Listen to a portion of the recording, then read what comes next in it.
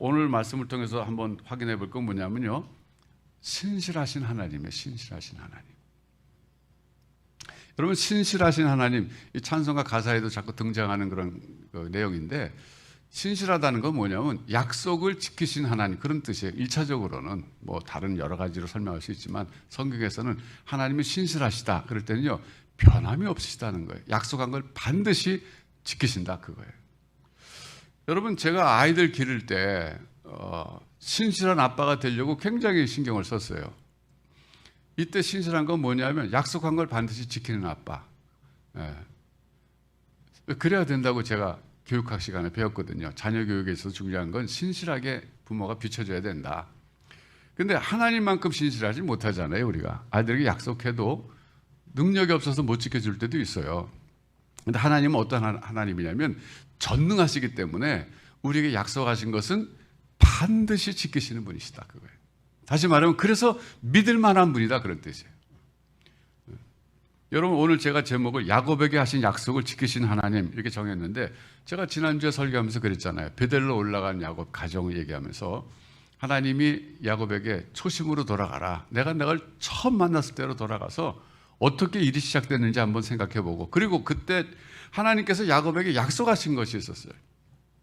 내가 어디로 가든지 함께 할 것이고, 내가 너를 떠나지 않을 것이고, 너의 후손이 말하자면 한 큰 민족을 이루게 될 것이다. 결국은 그 약속하셨거든요. 그 약속하신 것이 이루어진 내용이 오늘 본문 말씀이에요. 제가 그래서 연결해서 본 겁니다. 하나님은 야곱에게 베델에서 약속하신 것을 무려 430년, 450년 후에 지키신 분이시다. 그 기간도 굉장히 길어요. 그래서 어떻게 보면 하나님이 여러분이 약속하신 것을 여러분 당대는 안 이루어주실 수도 있어요. 어떻게 보면. 여러분 자손들에게 가서 이루어질 수도 있는 거예요. 어떤 약속은. 물론 이제 당대에 이루어지는 것도 있죠.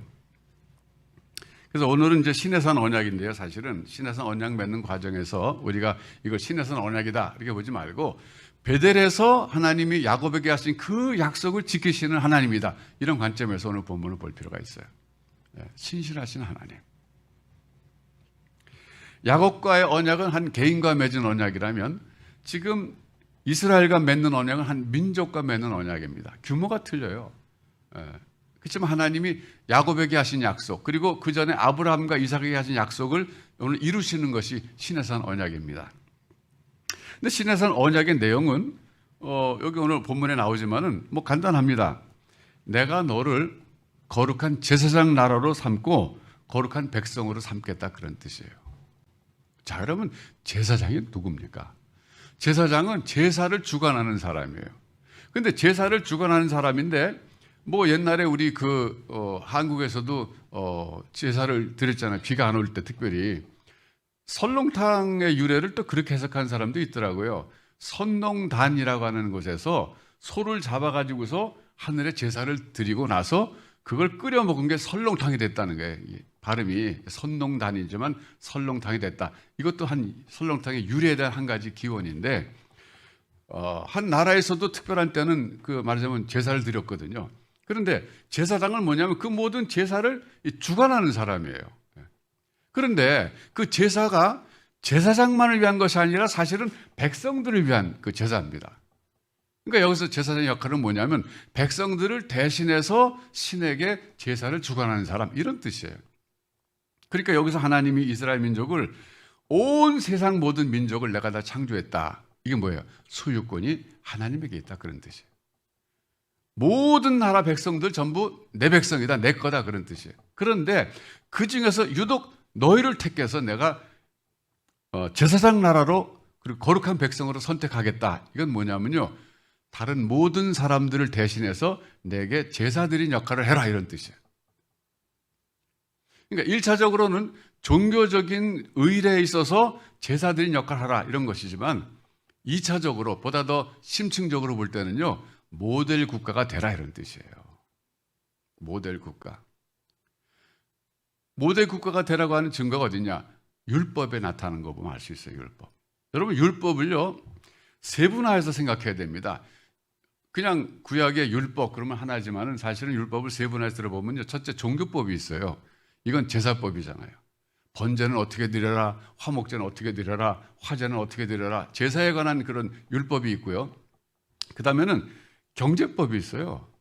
이스라엘이 하나의 국가, 사회를 이루고 살아가기 때문에 경제적인 문제가 많이 발생하잖아요. 뭐 그 당시에 있었던 노예 문제 있잖아요.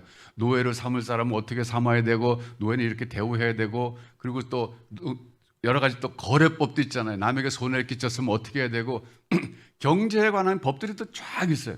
그리고 또 정치에 관한 것도 있어요. 그러니까 이건 뭐냐면 율법이 그렇게 뭐 제사법, 종교법, 뭐 경제법, 정치에 관한 거 전부 다 있는데 이런 모든 것들은 한 국가가 질서를 유지하는 데 필요한 총체적인 법을 가리키는 겁니다. 그러니까 율법을 분석해 보면 하나님이 이스라엘에게 주신 율법은 뭐냐면 모델 국가가 되라 그런 뜻이에요. 이렇게 경제 활동을 하고 이렇게 정치 활동을 하고 이렇게 종교 활동을 하고 그럼으로써 다른 모든 나라들도 볼 때 아, 저렇게 살아가는 것이 하나님의 뜻이구나 하는 것을 보여주는 모델 국가가 되라. 그런 뜻에서 거룩한 백성 제사장 나라로 선택한 겁니다. 여기까지 이해가 되시죠? 그런데 그들은 소위 선민의식을 갖게 됐는데 그래서 결과적으로 그 선민의식을 잘못 받아들인 거예요. 이스라엘 사람들이. 특권의식으로만 생각한 거예요. 그게 굉장한 의무가 따른다는 것을 몰랐던 거죠. 네. 여러분, 특권에는 반드시 책임이 따르지 않습니까? 국회의원들에게 특권이 있으면 책임이 따르고 대통령에게 특권이 있으면 책임이 따르고 모든 직책에는 다 권한이 있지만 책임이 따르는 거예요. 근데 권한만 생각한 것이지 책임을 이들이 잘 몰랐던 거예요. 우월감을 가진 거죠. 다른 민족에 대해서 우리는 선민이다. 그래서 그들이 잘못된 선민 사상을 갖게 되면서부터 그들의 모델 국가 역할을 실패하게 됩니다. 뭐 실패한 건 이제 구약의 역사가 보여주잖아요.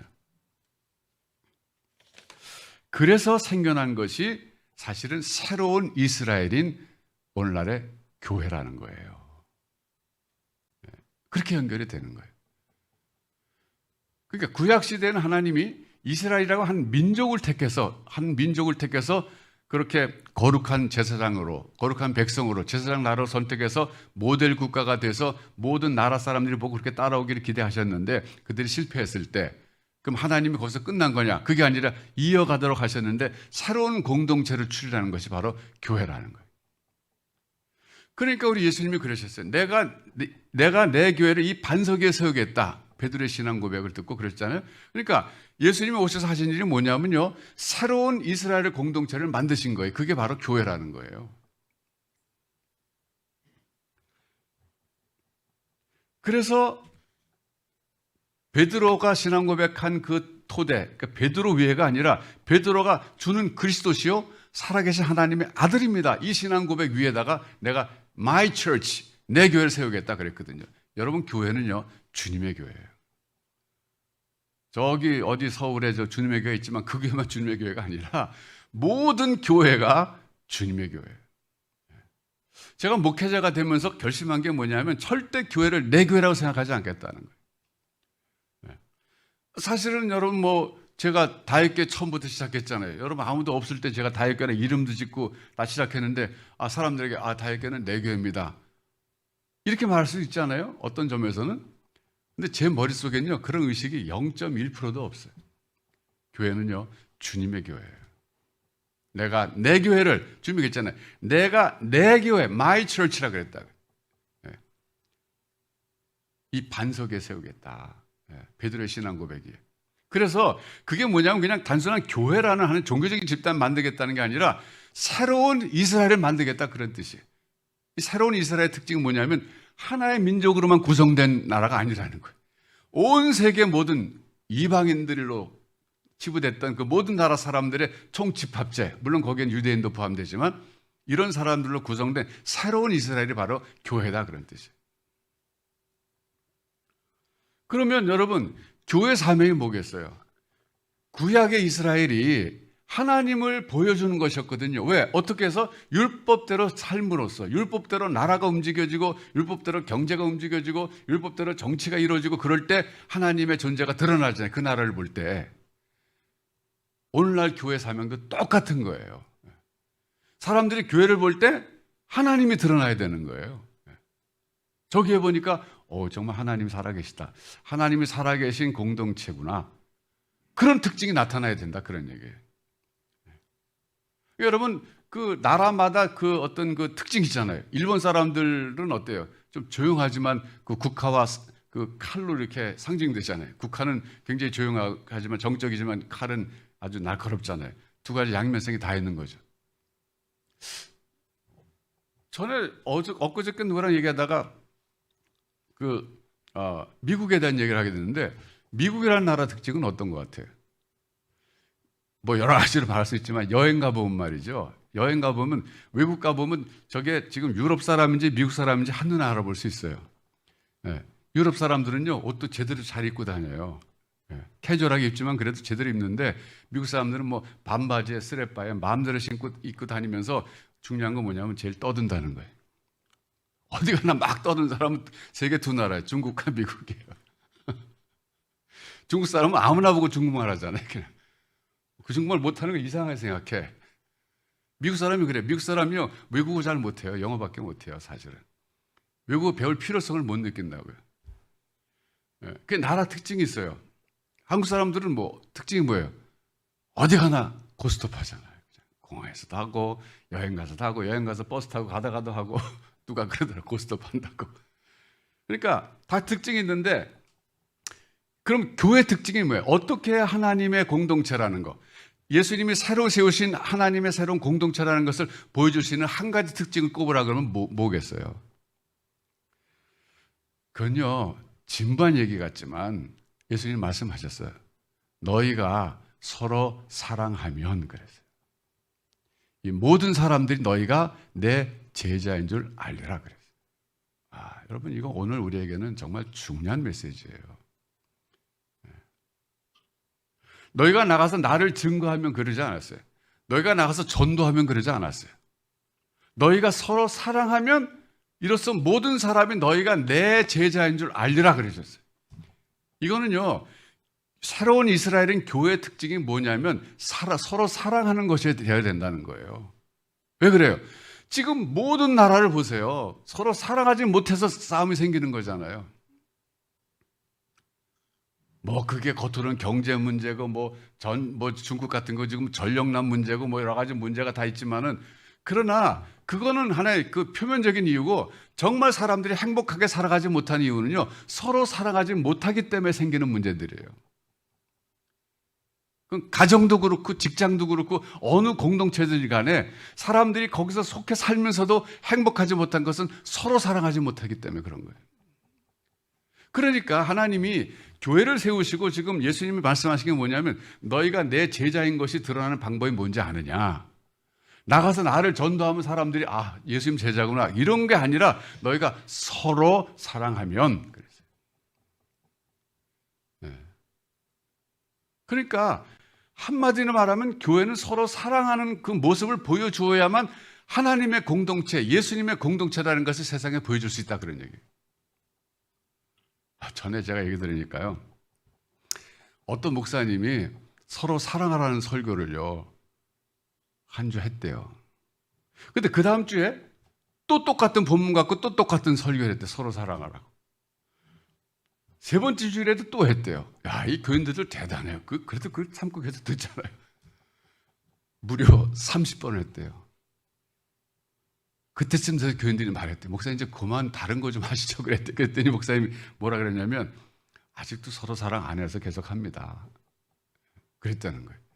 물론 이제 이게 꾸며낸 얘기일 수 있지만은, 이 서로 사랑이 그렇게 쉽지 않잖아요. 여러분, 제가요, 교회 생활을 하면서 교회에서 일할 때 태도에 대해서 오늘 제가 좀 말씀드리고 싶어요. 우리가 지금 건축을 하다 보니까 제가 이렇게 보니까 서로 뭐 의견이 차이가 있고, 또 어떨 때는 의견이 하나가 되기도 하지만 어떤 갈등을 통해서 하나가 되고 그러는데, 그런 과정이 있거든요. 근데 중요한 것은 교회에서 일할 때의 태도, 기본적인 태도가 어때야 되느냐. 좀 이게 추상적인 표현일지 모르지만요, 그 교회의 문화에 맞춰야 된다는 거예요. 이건 무슨 얘기냐면요. 제가 이제 교회 생활을 평안교회에서 했고, 할렐루야 교회에서 했고, 그레이스 교회에서 했고, 베델 교회에서 했고, 다윗교회에서 하고 있는데, 이 5개 교회의 문화가 다 달라요. 여러분, 이민교회가 뭐가 어려운지 아세요? 어려운 것이 여러 가지 있지만 이민교회 어려움 중에 하나가 워낙 한국에서 신앙생활을 다양한 곳에서 하던 사람들이 모여가지고 연합교회를 만든 게 그게 힘든 거예요. 그래서 미국에서 교회 이름을 보면요, 무슨 연합교회 있거든요. 시카고 무슨 연합교회, 뭐 메릴랜드 연합교회. 연합교회는 제일 먼저 생긴 교회 중에 하나예요, 그 지역에서. 왜냐하면 워낙 장로교, 감리교, 성결교, 오순절 다 여기서 하던 사람들이 이민 와가지고서 교회 생활해야 되니까 교회 이름 뭐라고 줘야 되겠어요? 연합. 네. 무슨 연합교회. 이거 오래된 교회예요. 그런데 그 연합교회 특징이 뭐냐면 각자가 교회에 대해서 생각하는 교회 문화에 대해서 다 다르게 생각한다는 거예요. 이런 말이 제일 많이 나와요. 옛날에 우리 교회에서는 그렇게 안 했어요, 이런 일을. 제가 한국에 있을 때 다녔던 교회는요, 이렇게 안 했어요. 우리 한국에 있을 때 장로님들은 이렇게 안 했어요. 집사님들은 이렇게 안 했어요. 그게 뭐냐면요, 갈등을 만드는 표현이에요, 그게. 제가 시카고 그리스 교회에서 목회하는데, 제가 이제 할렐루야 교회 있다 갔잖아요. 할렐루야 교회는 큰 교회잖아요. 근데 그리스 교회는 조그만 교회잖아요. 근데 어느 날 제게 그런 얘기 들으려고, 아니 뭐 할렐루야 교회에서는 뭐 무슨 뭐 비행기 타고 다녔나 그러더라고. 제가 비행기 사달라고 요구한 적도 없었어요. 그런데 그런 말을 하시더라고, 어떤 분이. 그래서 내가 뭘 잘못했을까? 내가 할렐루야 교회 얘기한 것도 없는데. 네. 제가 어느 교회든지 만해요. 처음 갈 때는요, 뒤에 것은 잊어버리고 갑니다, 저는. 여기는 새로 해야 되는 거예요. 제가 다윗교회 처음 시작할 때 어땠겠어요, 여러분? 여기 뭐 그때 처음에 계신 분들 별로 안 계시지만, 처음에 제가 교회 시작할 때요, 제가 혼자 새벽 기도 나가서 한탄해서 하나님께 많이 울진 않았지만 좀 울었던 때가 있어요. 언제 울었냐면, 새벽 기도 나갔는데 아무도 안 나온 거예요. 몇 번 그런 일이 있었어요. 그때 제가 참 처량하다는 생각이 한 번 들더라고요. 야, 내가 그래도, 죄송합니다, 내가 그래도 베델교회에서 엄청난 교회에서 엄청난 조직에서 거기서 내가 목회할 때는 뭐 교인들이 뭐 늘 많았잖아요. 근데 어떻게 새벽기도 한 사람도 안 나올까? 예. 좀 처량해지더군요, 제가 교회를 개척했다 그러니까 어떻게 알고 왔는지 아주 정말 잘 차려입은 교인 2명이 할렐루야 교회에서 왔어요. 예배드리겠다. 그때 1부 예배 처음 시작할 때, 사필이면 2부만 드리다가 1부 처음 시작할 때인데 한 2-3사람 모인 자리에 이 사람들이 이승근 목사가 개척했다니까 예배드리러 왔어요. 앉아있는데 그분들이 얼마나 참 저를 보기 미안해하는지. 저는 괜찮은데. 그러더니 이름도 밝히지 않고 그냥 갔어요. 그때 제 심정이 어땠겠어요? 제 심정이요, 아무렇지도 않았어요. 왜? 각오했으니까. 그게 뭐 대수겠어요. 제가 이제 수요예배 처음 하게 됐잖아요. 우리 교회 수요예배 한다고 그러는데 저는 내심 기대했어요. 아마 이분도 나올 거고 저분도 나올 거고 수요예배 하면은 많이 나와서 아마 수요예배가 또 굉장히 잘 되고 활성화되고 여성들이 많이 이제 여성 수요예배니까 잘 될 거다 생각했는데요. 웬걸 제가 생각했던 사람 반밖에 안 나오더라고요. 제가 그래도 여러분에게 한 번 말한 적이 있어요? 안 했어요. 당신 수요예배 안 나오면 안 돼. 나와야 돼. 이런 말 한 적이 있어요? 한 번도 없어요. 저는 안 했어요. 만일에 제가 그렇게 말했다면 뭐 어떻게 됐을 것 같아요? 할 수 없이 한두 번 나왔을 거예요. 한두 번 나왔어요. 그 다음에 안 나오겠죠. 제가 다윗교회를 목회할 때는요, 뒤에 제가 했던 모든 목회는 다 잊어버리고 한 거예요. 그건 그거였고, 이건 하나님 내게 새로 주신 사역이니까 새롭게 해야죠. 제가 만약 비교하기 시작했다면요, 여러분 상처 많이 받았을 거예요. 아니 교회가 이게 뭡니까? 제가 뭐 할 말이 한두 가지겠어요. 제가 목회 한 40년 정도 했는데 비교해서 하면 제가 이 얘기 왜 하냐면요. 다혈교회에서 여러분이 일하실 때는 전에 교회에서 했던 모든 거 다 잊어버리시라 그거예요. 이제 여긴 다혈교회예요. 다혈교회의 새로운 건강한 문화를 우리가 일하는 문화를 만들어가면서 해야 된다는 거예요. 그래야지 우리가 갈등이 없죠. 안 그러면 목사님 이거 이런 식으로 하는 거 아닙니다. 틀린 겁니다. 내가 우리 먼저 교회 있을 때 이거 이렇게 안 했습니다. 그럼 그때부터 싸움 나는 거예요. 네.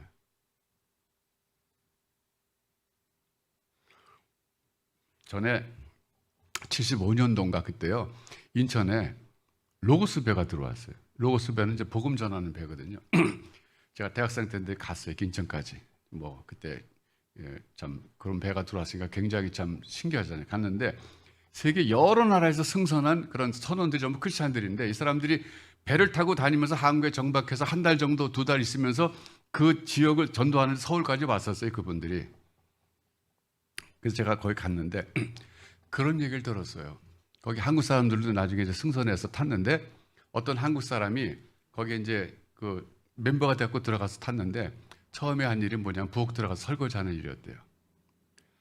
설거지하러 갔더니 여러 나라에서 온 사람들이 같이 앉아서 설거지하는데 정말 느리게 하더래요. 일을. 놀면서 일하면서 채팅하면서 잡담하면서 뭐 그냥 그런데 근데 이 사람은요 지금 주님을 사랑하는 마음이 나 불같아서 그럼 로고스배 탄 거거든요. 그러니까 설거지도 열심히 해야 된다고 생각한 거예요. 그래가지고 앉아가지고 다른 사람 막 잡담하고 뭐 일하면서 하는 둥 많은 거 하는데 이 사람은 열심히 설거지만 한 거예요. 그러면서 속으로 이제 비판한 거죠. 이게 주님을 섬긴다는 사람들 태도야. 이거밖에 못해? 이렇게 해가지고 열심히 한 거예요. 하루가 지났어요.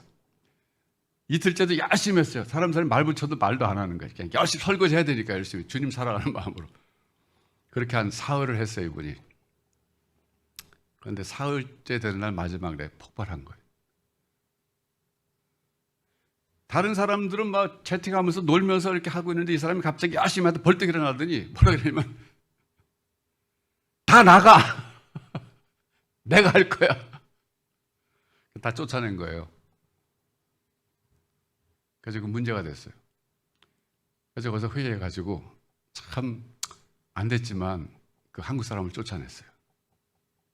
왜? 이 로고스 배 문화에 적응하지 못한 사람이다 이거죠. 그러니까 여러분 우리가 이제 교회에서 일할 때 참 이게 중요한 건데 그 교회의 새로운 문화를 만들어가면서 우리가 건강한 문화 속에 일하는 일 문화도 만들어야 되는 거예요. 김상복 목사님이 처음에 저 베델교에 있다가 이제 할렐루야교회 오셨을 때 제가 할렐루야교에 있었거든요. 그런 말씀 하시더라고. 이민교 얘기를 하시면서 이민교는 그렇게 여러 가지 여러 사람 다양한 사람들이 모여서 하다 보니까 문제가 많다고 하시면서 이런 말씀 하시더라고요. 자기가 어느 날 설교 시간에 이런 말씀을 하셨대요. 우리 교회는 일하다 실수해도 안심하는 교회가 됩시다 이렇게 설교했대요. 그러면서 그 설교하게 된 배경이 뭐냐면 뭐 여러 사람들이 모여서 교회를 하다 보면 서로 막 일이 엉키고 안 될 때 있잖아요. 그럴 때 이분이 보니까 서로 막 비판하고 막 그런다는 거예요. 그런데 이분이 안 되겠다 그러지 말고 실수를 의도적으로 한 게 아니니까 열심히 하다 보는데 어떻게 그렇게 된 거니까 실수해도 안심하는 교회가 되자 이렇게 했대요. 그랬더니 많은 사람들이 공감하고 막 좋아했대요. 그랬더니 나중에 설교 끝나고 어느 분이 오더니 목사님 이런 말을 해요. 그럼 목사님 안심하고 실수하는 교회는 어때요? 그러더라고요. 그래서 그건 아니라 그랬대요.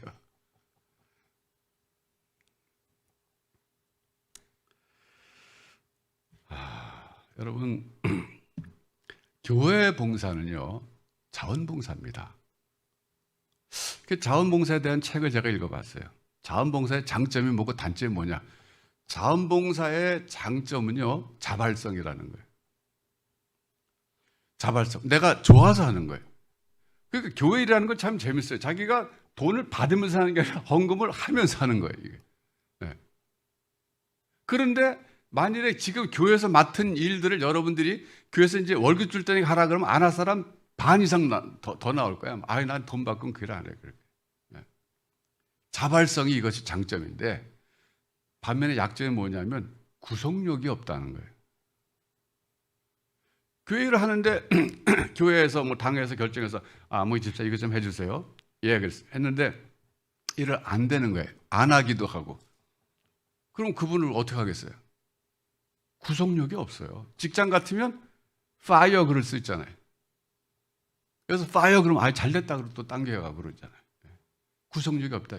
그러니까 이 자발성이 장점이면서도 구속력이 없다 보니까 이게 약한 조직 같지만 사실은 자발성이 극대화되게만 하면 이것처럼 좋은 집단이 없다는 거예요. 맞잖아요. 근데 그 자발성을 극대화하기 위해서는요, 서로 사랑하고 용납하는 것밖에 없어요.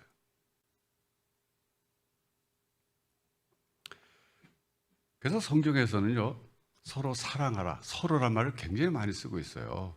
그냥 막연히 살아가라 그러지 않습니다. 서로 사랑하라 그러는 거예요. 서로 용납하고. 자, 여러분 이제 우리 교회가 이제 13년 됐지만 사실 아직 초창기예요. 건강한 문화를 좀 만들어갈 수 있는 기회가 있어요. 아직도 여전히 있습니다. 지금 문화가 만들어지고 있거든요. 그래서 그런 점에서 저는 그 김상범 목사님 말씀하셨지만 실수해도 안심하는 교회 되면 좋겠어요. 그거는 본인이 실수해놓고 안심하는 게 아니라 주변 사람들이 안심시켜주는 교회죠. 격려해주고.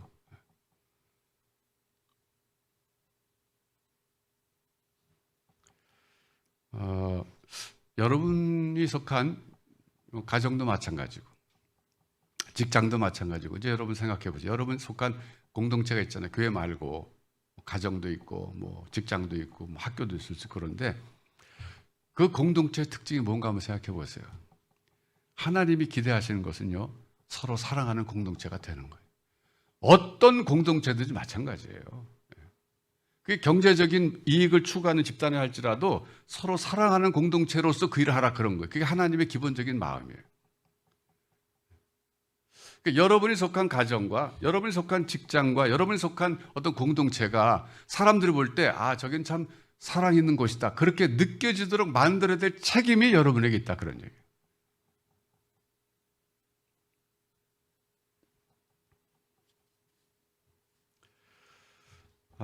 저는 우리 다윗께 그 좋은 것 중에 하나가 복장이 자유롭다는 그거예요. 캐주얼하다.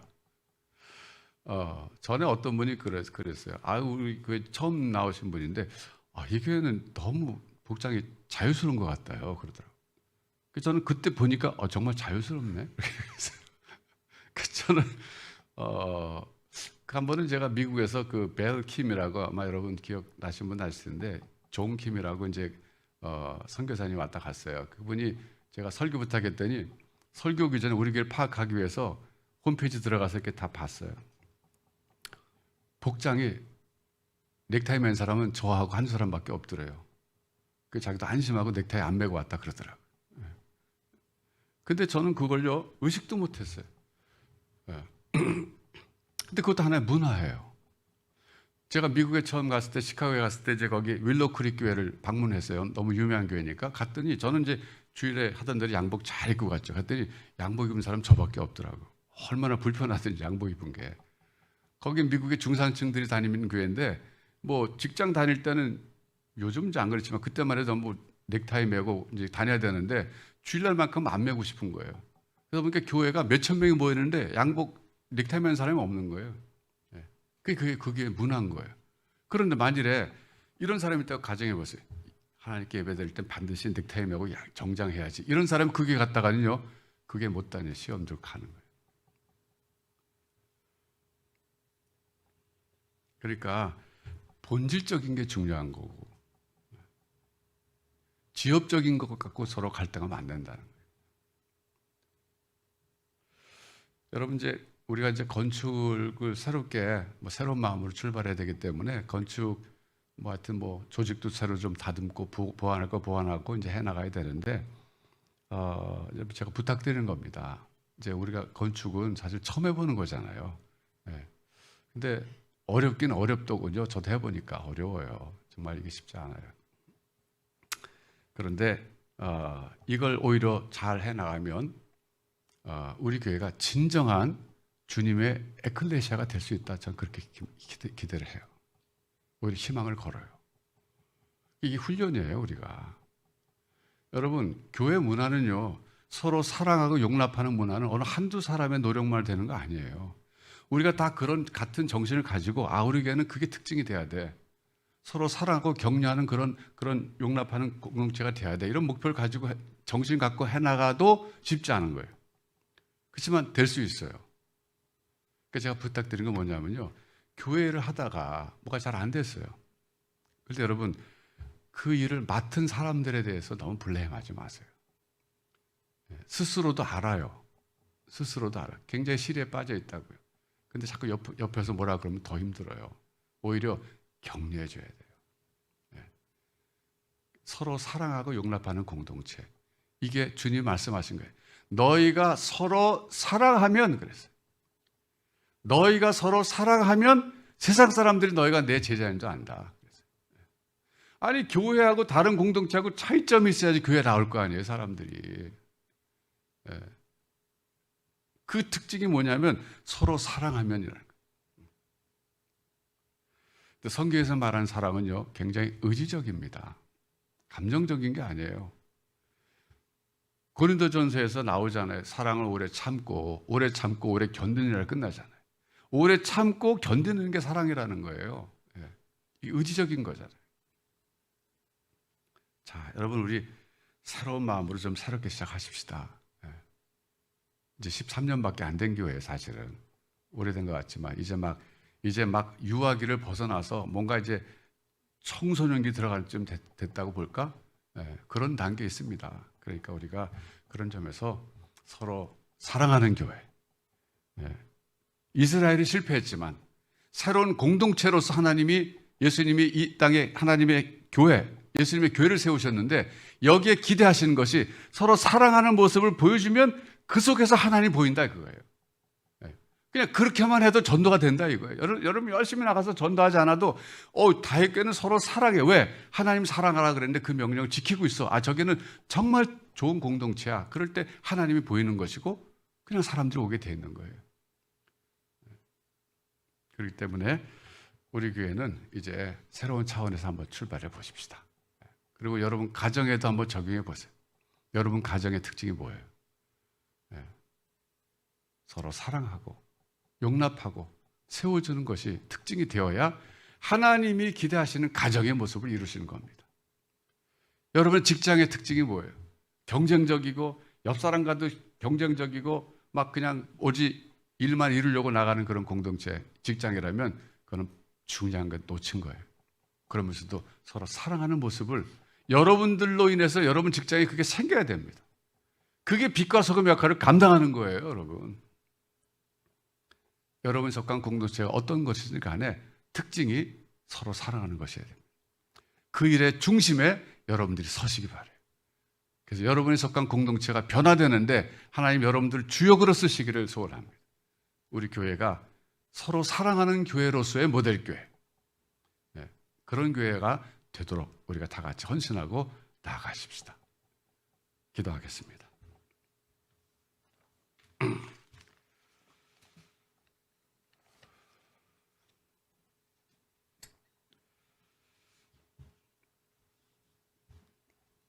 하나님,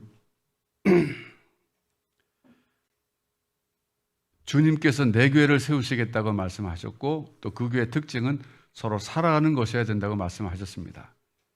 저희들 건축하다가 지금 여러 가지 어려움에 봉착했는데 이 근본적인 건축의 어려움은 어떻게 보면 코로나기도 하고 어떻게 보면 우리가 처음에 잘못 선택한 것이기도 합니다.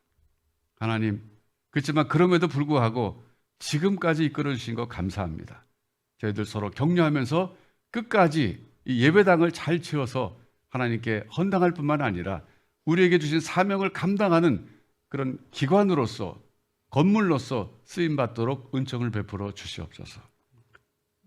그리고 우리가 속한 가정과 직장과 그리고 학교라는 이 공동체가 우리가 있음으로 해서 하나님이 보이는 공동체, 서로 사랑하는 공동체로 변화될 수 있도록 우리들을 사용하시고 인도하여 주옵소서.